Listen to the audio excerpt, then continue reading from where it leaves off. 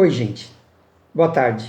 Estamos aqui de volta para mais uma aula sobre Jeremias. Espero que vocês estejam bem e se mantendo reclusas.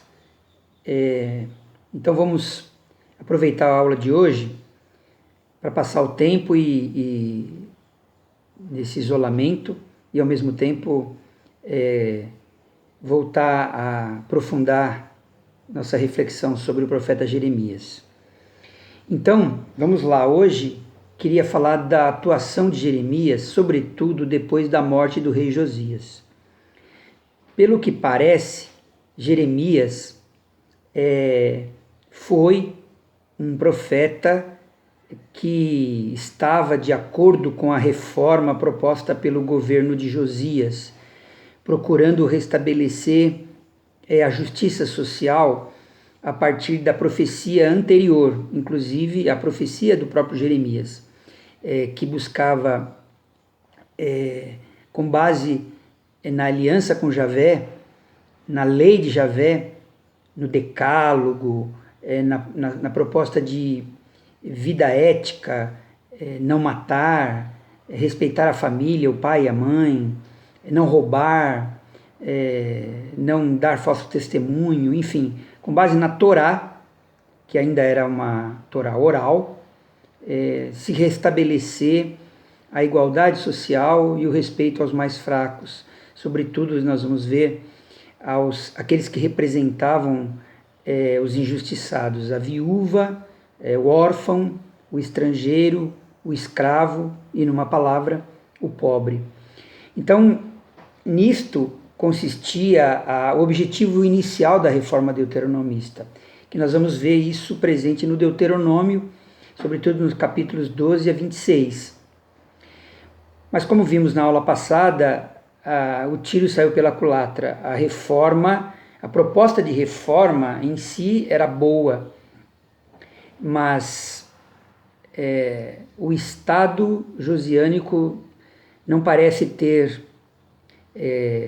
feito com que esta lei fosse cumprida de fato e chegasse à defesa dos pobres para a qual ela objetivava. Nisso, o Josias, então, tem uma atuação importante, principalmente a partir da morte desse rei. E um dos seus sucessores, o rei Joaquim, é muito criticado, inclusive relacionado a seu pai, o Josias, como um mau rei, e aquele como um justo rei. Exatamente porque procurou procurou restabelecer a justiça na terra de Israel, na terra de Judá. Então, os textos mais importantes dessa crítica estão no capítulo 7 e no capítulo 22. Mas nós vamos também refletir hoje o capítulo 31, onde Jeremias, diante da iminente destruição do templo, destruição da monarquia, de todas as instituições e da deportação da elite, começa a perceber que a aliança com Javé está em outro lugar, está dentro do coração de cada um de nós, de cada uma das pessoas. Nesse sentido, o Jeremias traz uma teologia inovadora. Ele até fala em nova aliança, aquilo que vai prevalecer no Novo Testamento, aquilo que vai prevalecer na ótica dos discípulos de Jesus. Para os discípulos de Jesus, eles entenderam a figura de Jesus como o cumprimento dessa nova aliança, como aquele futuro proclamado por Jeremias que agora se faz presente. Então veja que esse texto do capítulo 31, ele é paradigma, ele é sumamente importante para a gente entender o Novo Testamento inteirinho e o modo como os cristãos entenderam a figura de Jesus e o que ele significou para toda a história de Israel, para a história futura.